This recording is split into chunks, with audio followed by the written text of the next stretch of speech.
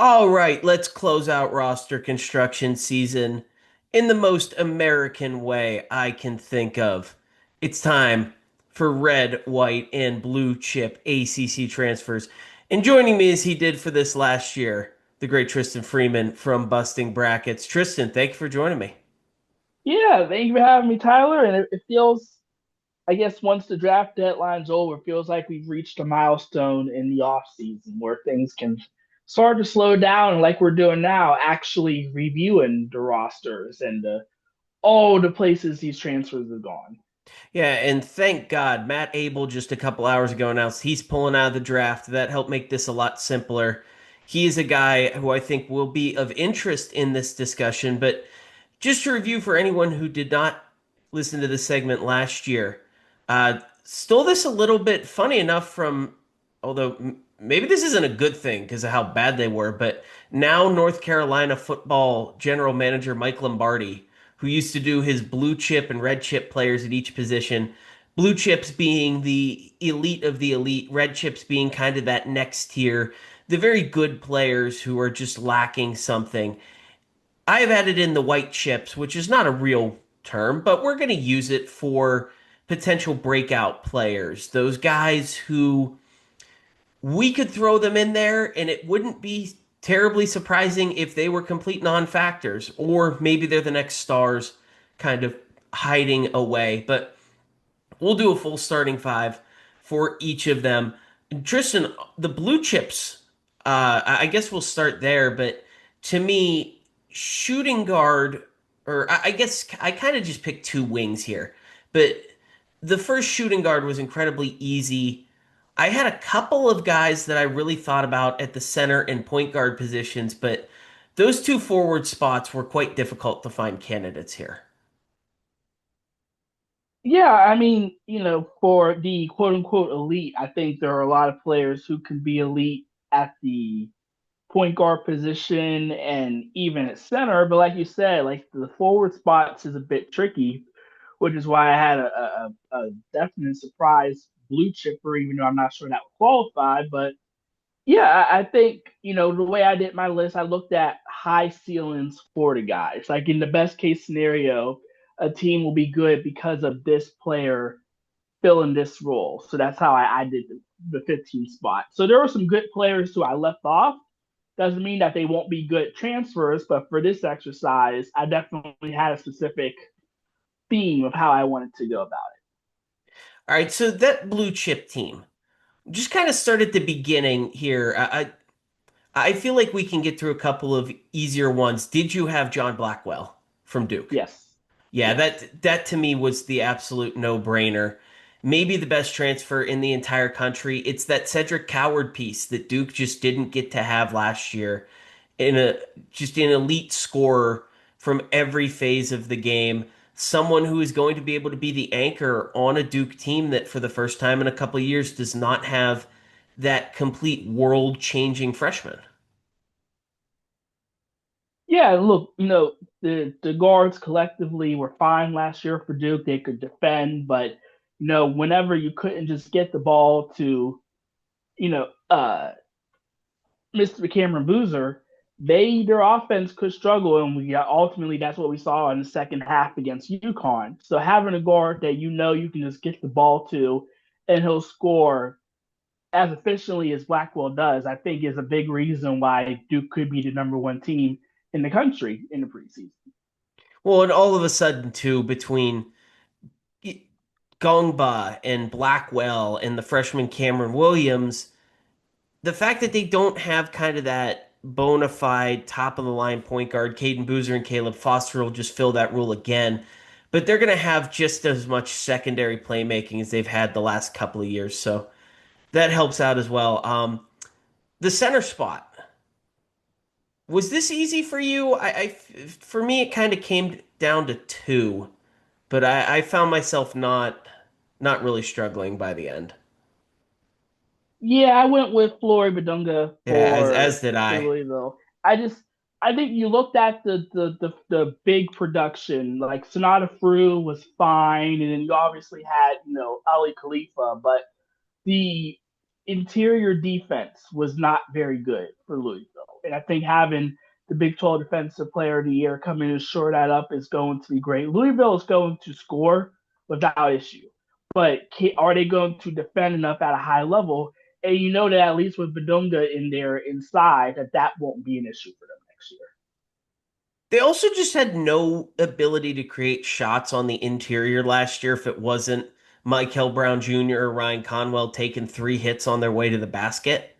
And it's just going to make life so much easier for Jackson Shellstad and Adrian Woolley, who everyone thought was a potential breakout candidate last year. He was a huge disappointment. Maybe he just needed a year and a much more balanced roster, but I took Badunga as well.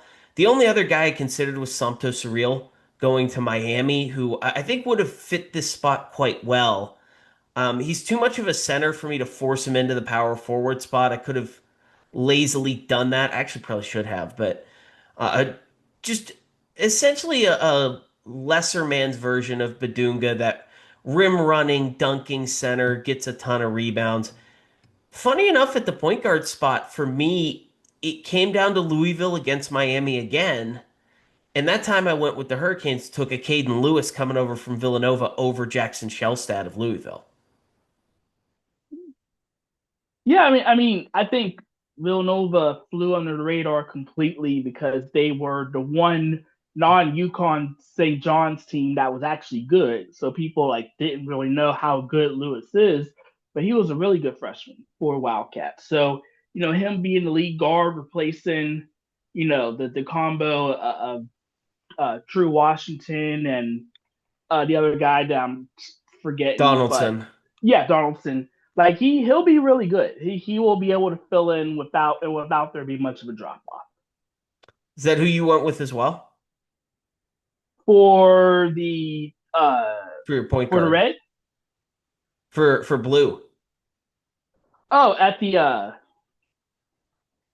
well, I had Blackwell for blue for shooting guard. No, I had Lewis and Blackwell on there.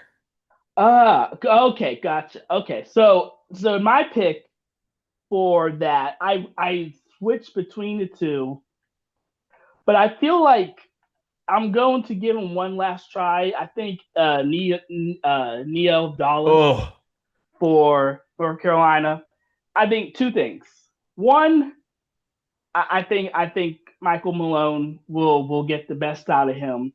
But two, I think he's going to be off ball more than he was at Virginia Tech because Terrence Brown, the Utah transfer, I think is just going to be on ball more. I think that's going to allow him to be much more efficient. I still think you're going to get the all around, potential from him, points, rebounds, and assists. But I do think with less, with being not having to do as much decision making will be very helpful for him in year two. And I do think that he can be as much of a breakout guy, considering he already produced as it can be, but I do think he can be the best player for Tar Heels next year. this one for me, like I would have only picked him as a white chip. And I'm not writing it off completely because I think this might be the greatest example of the pro category of why you hire Michael Malone. And his ability, as he has shown, to create great players out of kind of various different odd talents. DeMarcus Cousins was at his best under Malone. Nikola Jokic was going to be great under whoever, but Malone probably helped at least a little bit. If you want to bet on Avdalis thriving in a new spot, that's fine. But to me, I cannot go to blue chip level given that this guy was actively hurting his own team on a lesser program in the same conference earlier this year. And I'm okay with being burned by Neo. I think I've said enough stuff against him the last couple of episodes that I can't possibly have any stock left. But all right, you went Abdallas, Blackwell, Badunga. Finish off your blue chip team. All right, so small forward. I also went back to Louisville and I went with Carter Knox, the transfer I from thought about it. Arkansas. He basically was in a timeshare with Billy Richmond, who could be a top 30 pick in the NBA draft. Knox was still very efficient in the minutes that he got, and I think as the clear, the fact, clear wing small forward for Louisville, I think he can absolutely thrive with them. And then, the power forward position when looking at transfers is very interesting because there's not too many, and a lot of them are mid majors. So for the blue chip, I went with the one guy who is proven in the ACC, and I went with Bay Ndongo, the Pittsburgh forward transfer from Georgia Tech, who is an all ACC power forward. You don't get more He proven than didn't that. deserve that honor that year. Well, he got it, and averages 12 and 8. And is it possible that you can get some guys uh, that can outdo that? I mean, maybe. I mean, Boston College added some forwards.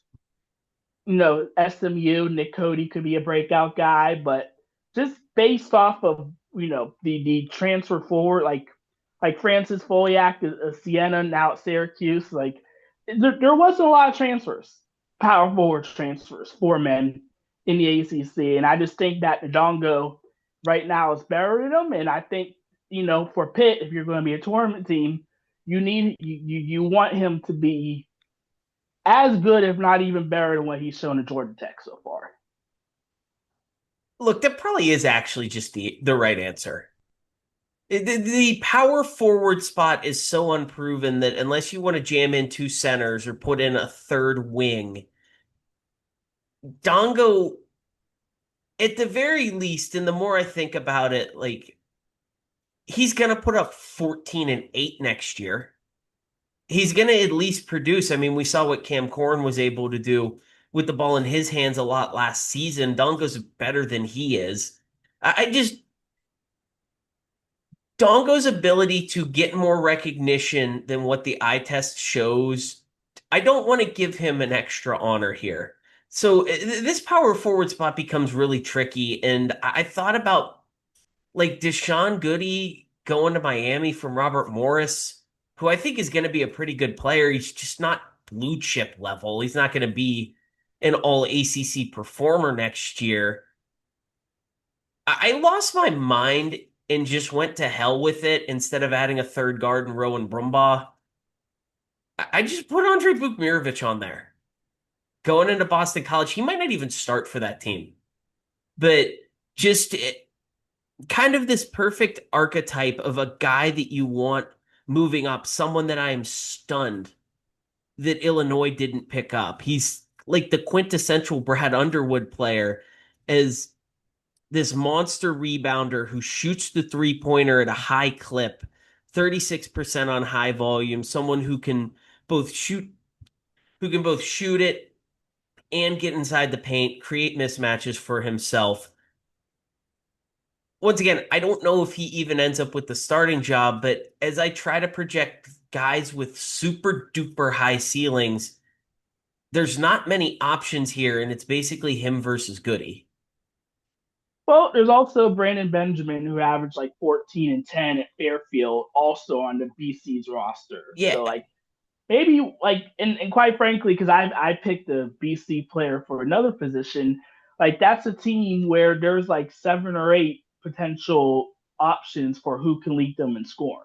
Like just take your pick so far. Yeah, see, that's the problem. Like Benjamin might just start. But I'm looking around and Bukmirovic is kind of the one guy that I'm willing to go out on a limb and say there's a 5% chance that this dude hits and is an absolute star. And I just can't find that anywhere else. Dongo, Goody, Jalen Stewart at SMU, Nick Cody at SMU, Jake Wilkins, like none of those guys do that for me. My last one, I thought about Carter Knox. I ended up just going with a smaller group and going with another guard and Christian Hammond. Going over to NC State was the guy leading the show for a Santa Clara team that nearly beat Kentucky in the NCAA tournament, who made a run to the WCC title game. Leading scorer for that team, great secondary playmaker, someone who is also a lockdown defender on the other end. I just think he's going to be an incredible two-way player. And, Last segment, Brian Roth brought up Preston Edmeade and how much he likes him with the Wolfpack. I do as well, but I think Hammond ends up being the star of the show down in Raleigh. Well, I mean, they got Paul McNeil's back, and they did bring in Darius Adams. So, like, I think that there's going to be a fair amount of competition. Like, McNeil is the go-to guy until proven otherwise. But Hammond is a versatile player who can guard a two and a three.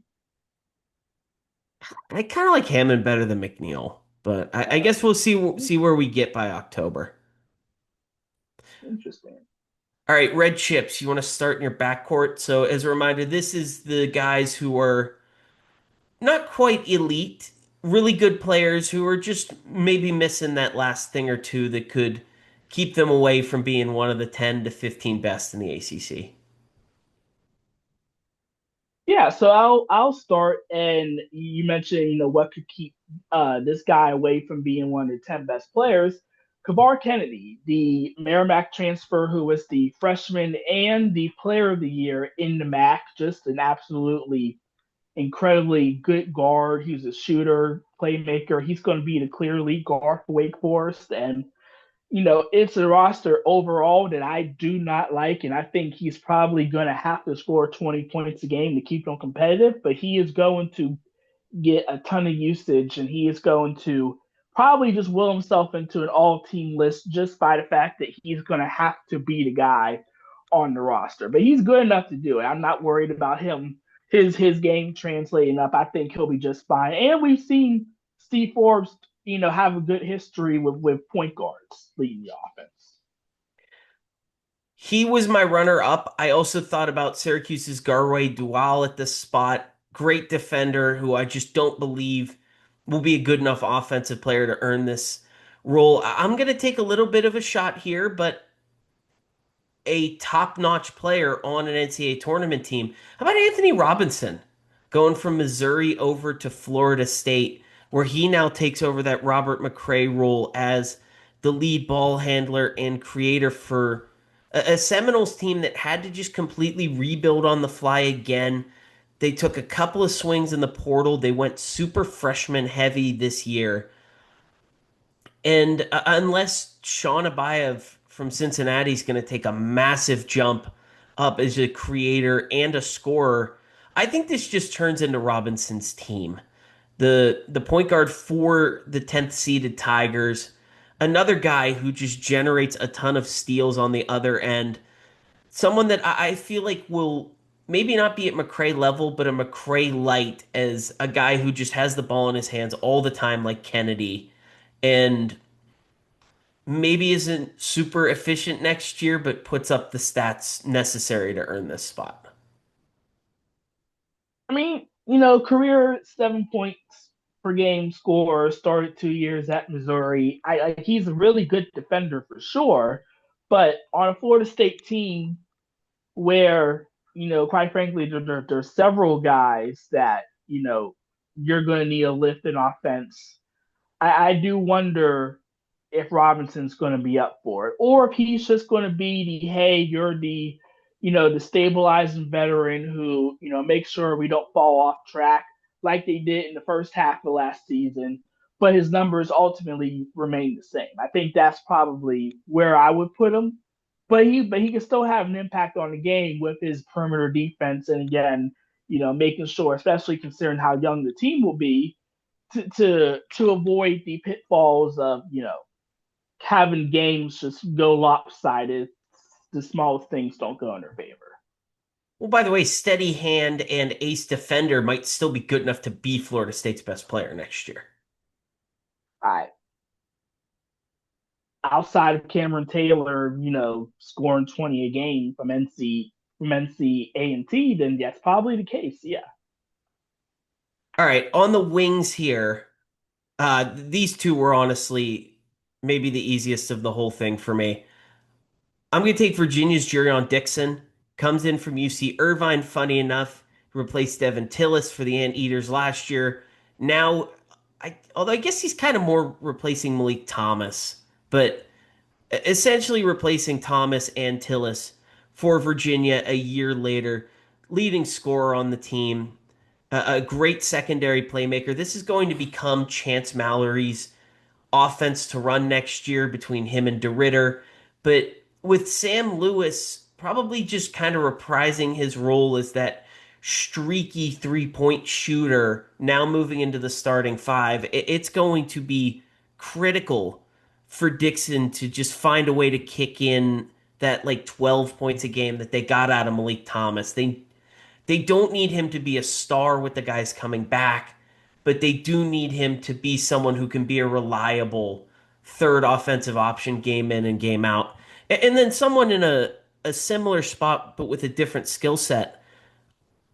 I think it's fantastic that Clemson, with all of these young guards coming back, with a lot of question marks in the front court, with it appearing that Carter Welling is probably not going to play next year after the torn ACL.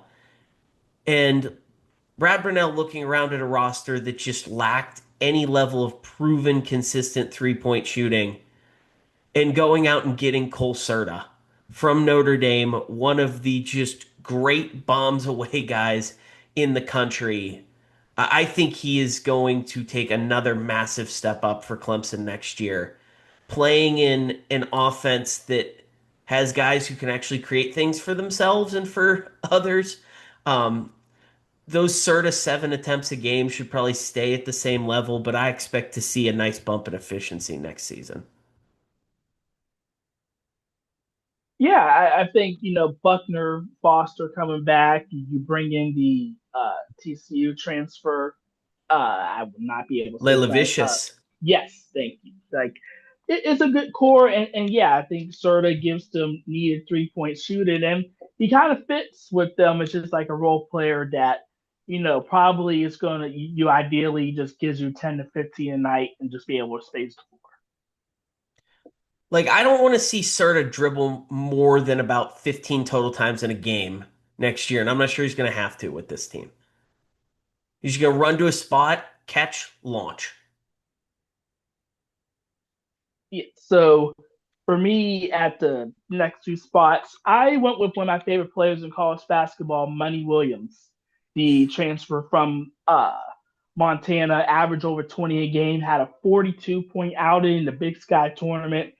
Incredibly lethal with the ball, three-level score, can shoot it, really good passer. Probably will be their de facto point guard, in a crowded backcourt with so many other mid-major transfers. But he's someone who can play on and off the ball. I think he'll be their leading scorer, and I think uh, Luke Murray is going to want him to be the sort of the go-to guy if they're going to be a postseason contender in year one. And then speaking of Luke Murray, a former player of his, Jalen Stewart, I have I like at that. Yep. I Andy Enfield always has good offenses, and what we saw from Stewart, I think he can be a really good scorer. And SMU's going to need it because outside of Brumbaugh, there's not a lot of proven production on that roster. In fact, even if we assume that Toombs, breaks out, it's there's a lot of good defenders and role players, but not a lot of great scorers. And I think Stewart is someone that can bump his production up to 15 points per game in his final year. I think show that hey, I was willing to be, a team player at UConn in what was a lot of crowded wings, but he's a good player in his own right. I really tried to find a spot for Stewart on the white chip team as a potential breakout guy. I just couldn't quite get there. And I think he's a perfect fit to slide into that BJ Edwards spot, take the toughest perimeter defensive assignment. We know he's going to be fantastic on that end of the court. And we also kind of know that this Andy Enfield offense is going to give him a chance to create for himself, to get more open shots than he was afforded with the Huskies. And where I eventually landed was just nervousness on the fact that he never did break out offensively there. And I mean, we've really yet to see the guy who has left the Dan Hurley bubble because they couldn't get a big enough role there, who then was actually good elsewhere. And that's where I get kind of nervous.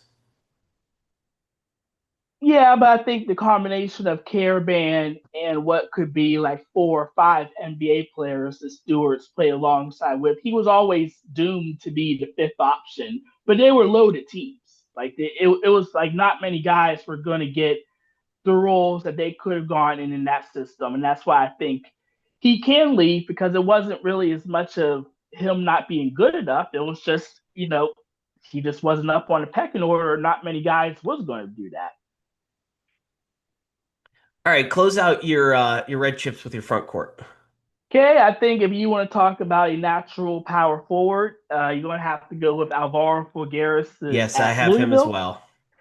I mean, he is the ideal four to play next to Badunga. He can stretch the floor, great passer. Obviously, Bennett Sturts had the incredible usage at Iowa, so Bulgaris didn't have to do as much, and he still won't because it'll be Jackson Shellstad's team. But as far as a guy who's likely a fourth option, he's going to be the perfect natural stretch forward for Louisville. Won't have to do much, but still be efficient and still a double digit scorer because everyone's going to have to pay attention to the other guys. And then for center, I went with Logan Duncombe, the transfer from Winthrop, who after 2 years at Indiana, broke out as a Player of the Year caliber guy in the Big South. And you know, Notre Dame, I'm not sure if they've had like a really good big since Bonzi Colson. I think that's been an area of weakness for them, at least when it comes to scoring, because they got good rebounding from Carson Tout, but he wasn't much of a scorer. If you can get Duncan who average 18 and 9, and he can be like a 12 to 15 point per game scorer and balance out the offense, I think that will be very helpful for them as they make up for the lost production from Marcus Burton and Jalen Harrelson. So I had Fulgaris as well. That was the second easiest one on this entire list behind Blackwell. And he was a guy coming out of a Player of the Year season at Robert Morris where you kind of understood how easy it would be for him to make a mistake picking his destination moving up, that he just had to have a certain role. And he found that exact role at Iowa. A big physical center playing next to him, just let him run up and down the court, bomb away shooting threes, and hope that you get 5 rebounds a game out of him. And now Louisville is just going to accentuate that even more. He's going to get more of a chance coming off of that huge shot to beat Florida in the NCAA tournament. And I just think this is an unbelievably perfect offense for him. Slotting him in between Badunga and Carter Knox on the other side, he's going to get to guard the other team's worst front court player every single game. All they're going to ask is get those couple of rebounds, shoot 35% from three on super high volume, and Fulgaris should be able to deliver that pretty easily. Center, Duncombe was my runner up. In fact, probably my two closest runner ups for this entire team were both Notre Dame guys. Him and then Ethan Roberts, who could have plugged into one of the wing spots. I think it's a big jump for him from the Ivy League all the way to Notre Dame, but either Roberts or Braden Smith is going to have to control this offense because we know Braden Shrewsbury's not doing it at this point. And I think Roberts could end up being someone who just kind of backs his way into like a third team all ACC spot on not the greatest efficiency, but just having to take on that challenge in the way that Jalen Harrelson did last year. But I ended up going with Kyle Evans, another UC Irvine transfer. He is going to NC State, and there's one simple reason. This guy just blocks everything that comes near him. Top 10 in the country in block rate, and part of that is the way that UC Irvine structures their defense. They always have a big time shot blocker back there, but I think part of it just going from the Van Allen Lubin, Musa Sanya, massively undersized front line, to just getting to see this 7 foot monster roaming around the paint at all times. Someone who just cleans up his dunks and cleans up blocks at the rim all the time is going to be such a stark upgrade for NC State that he could be one of the really elite role players in this league. Yeah, but they're going to need him to give. They're going to need at least 25 minutes per game from him because they don't really have much front court depth at all. But if you can get good interior play combined with guys like McNeil and Hammond on the perimeter, I think NC State could be a really good defensive team next year. All right, white chips. We can kind of fly through this one. This is the potential long shot breakout guys that we're going to try to buy a little bit low on. Um, my backcourt, I switched this around a lot. I thought about a whole bunch of guys. I originally had Bukmirovic over here. Um, oh, I forgot. I'm checking my notes now. I did put Ethan Roberts in this group eventually, who I just talked about out of Notre Dame. Matt Abel, North Carolina, a super, super easy one there. We got to watch him last year at NC State as this just essentially bench sniper who, in a couple of games when he got to have the ball in his hands more often, really showed a lot. I think the fact that he was in the NBA draft until the day before the withdrawal deadline kind of shows you the potential that people clearly believe that he has. But those games where he really got a chance, the 19 points against North Carolina, 17 against Miami, the 5 for 7 shooting night against Florida State, he proved what he can be as a major option. To me, this is the guy for North Carolina over Abdallas that ends up being really the shining star of the recruiting class. And then for my last spot, I just looked around at these interesting incoming guys at Cal and seeing what Mark Madsen has been able to do over the last couple of years with talented players who underperformed at their past school and giving them the ball, letting them run the show for a fantastic offensive coach. And I think you could take any of the three incoming guard transfers between Cooper from Wright State, between Noyes and Drasitis, but I'm going with Jordan Ross coming in out of Georgia. Maybe a little bit of a disappointing season. He was such a highly touted guy coming out of St. Mary's. And I think leaving the Randy Bennett structure to go play for that just helter-skelter Georgia team did not do him well. I think getting back with Mark Madsen and someone who is going to really be able to drill into him for his final year is going to be great for Jordan Ross. Yeah, interesting. I think for me, my white trips, if uh I'll start at Georgia with at power forward. I went no sorry former Georgia Bulldog. I went with Jake Wilkins at Cal, and he had a stellar first month of the year last season, and then he just really fell down. I guess really struggled in SEC play, but he's going to a Cal team completely rebuilded, and right now there's a very clear path to him being uh a first option because Ross and Cooper and Ingesitis, Pitt, they're solid guys, can be double digit scores, but none of them look like a 15 point per game scorer right now. And Wilkins, I think, dude does have that potential, especially in the front court that has very little proven production. I think he can step in and have a big impact for them. At center, I went with Dylan Faulkner of Clemson. He's an interesting guy because he doesn't stretch the floor, so you're not going to get the PJ Hall kind of comparisons. And guys who don't stretch the floor but still are skilled post players, can they translate up? They're going to need him to. They also added David Fuchs from San Francisco, but he's also someone that don't spread the floor. So I'm interested in what the front court for Clemson's going to look like without Carter Wellen because they do got shooting in on the perimeter, but it can get a bit clogged down in the front court if you got two bigs who don't really shoot the ball. Then I went with Sean Abev for Florida State. I think it's a prime opportunity for someone to break out. He was a former five-star guy at Cincy, and he really struggled early on, but so did that entire team. And I think sometimes when you have a dead man walking a head coach, it can sort of, mess things up for a young guy. But I think in a Florida State offense, which should be very friendly to a guy like Abev, I think he can absolutely be a breakout candidate. And then speaking of former five stars, Jalil Bethea comes over to Pitt, formerly of Miami and Alabama. Tristan, If just you give want, up, man.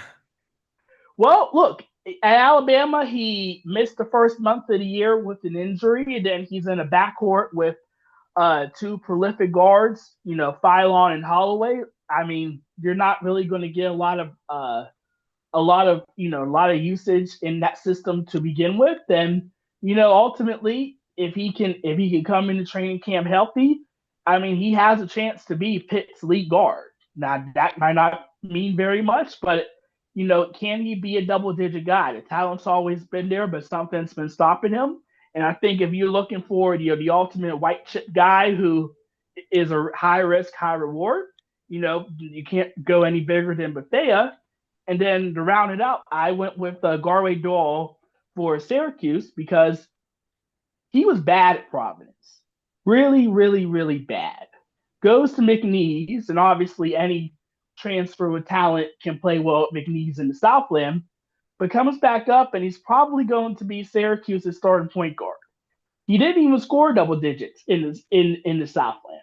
So are you going to get a guy who averages 7 points and 5 assists on a roster filled with major transfers in general? Like it I'm very interested in what Syracuse's offense will look like because if you don't have a scoring threat at the point guard position, it can limit everything for the rest of them and cause guys to have to create on their own.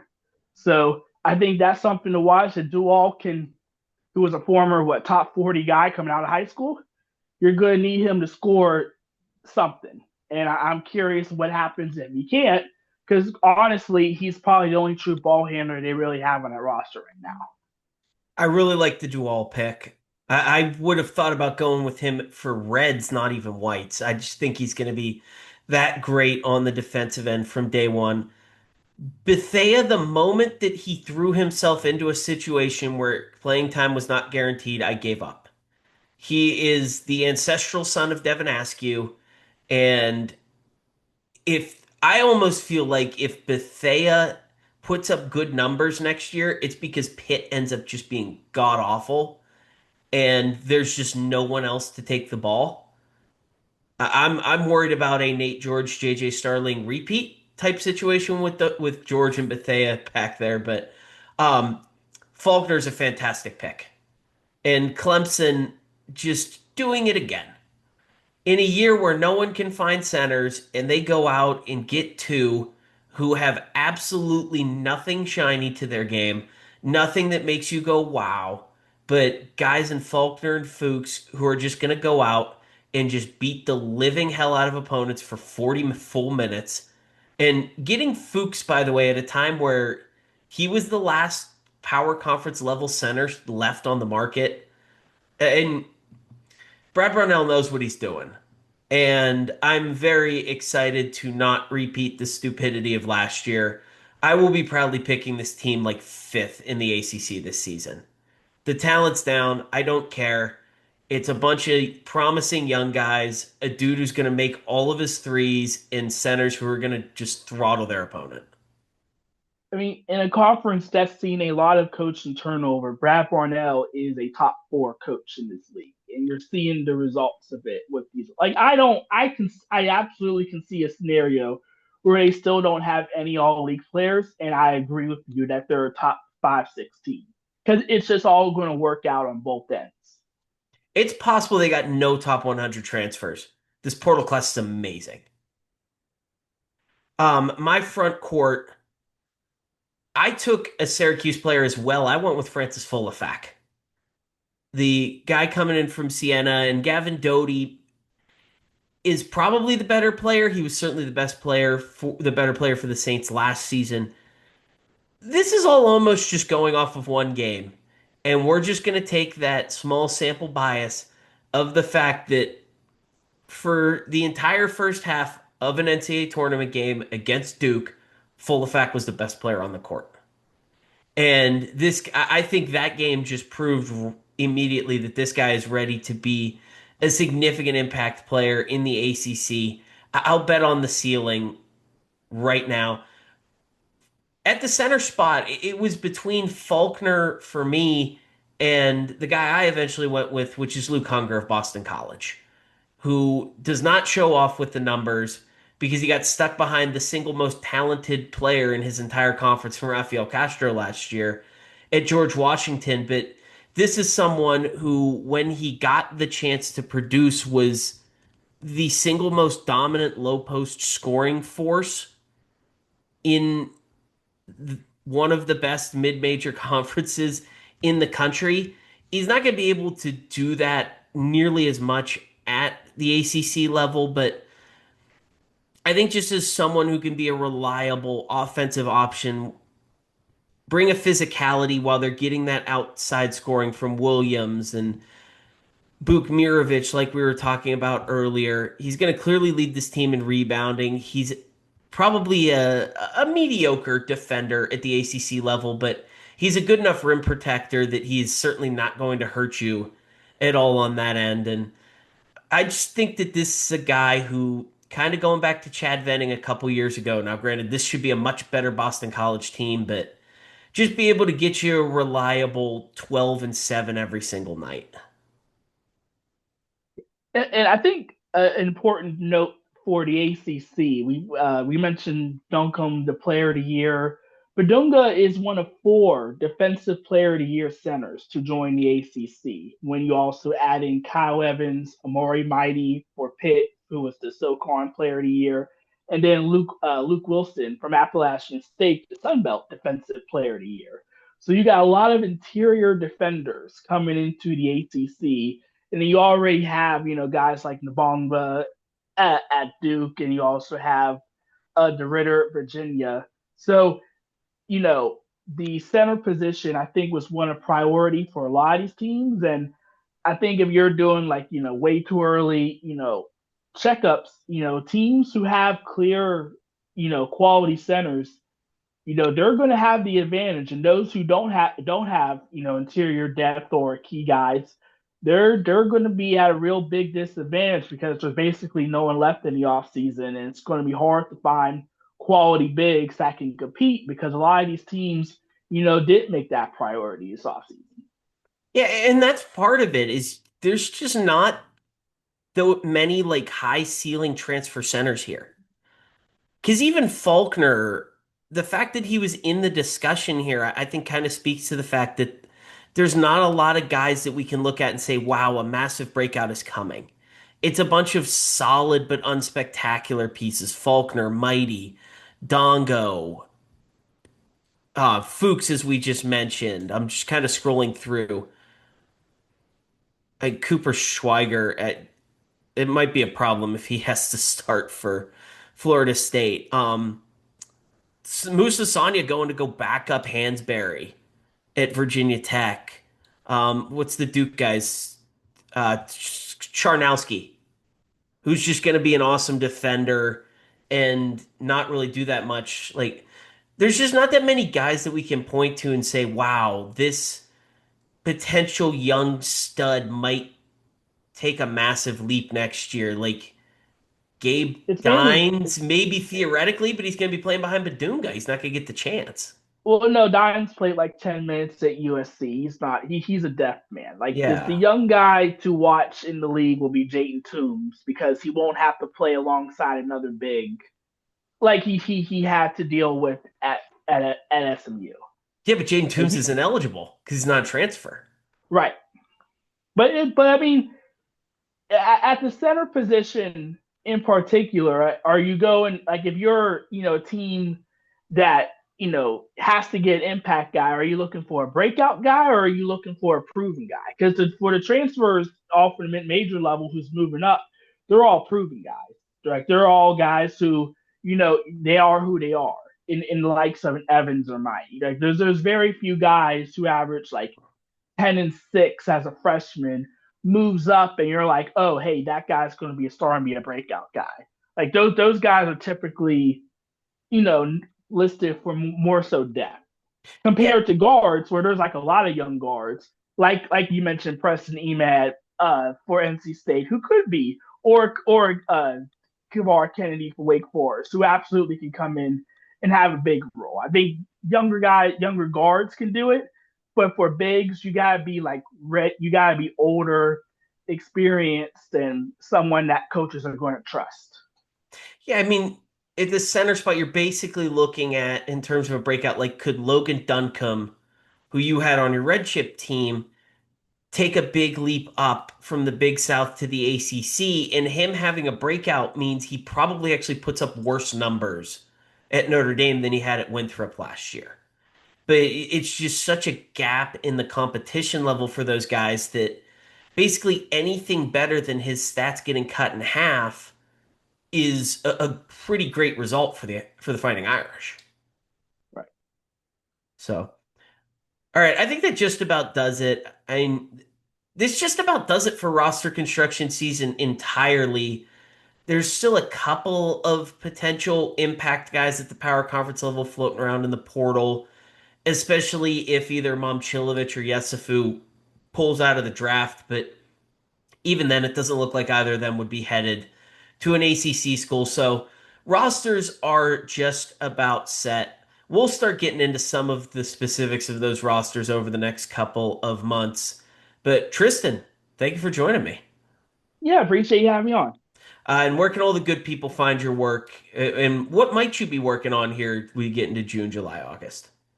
Yes, sir. I think for main site busting brackets, been doing some way too early looks just to see how rosters currently stand out.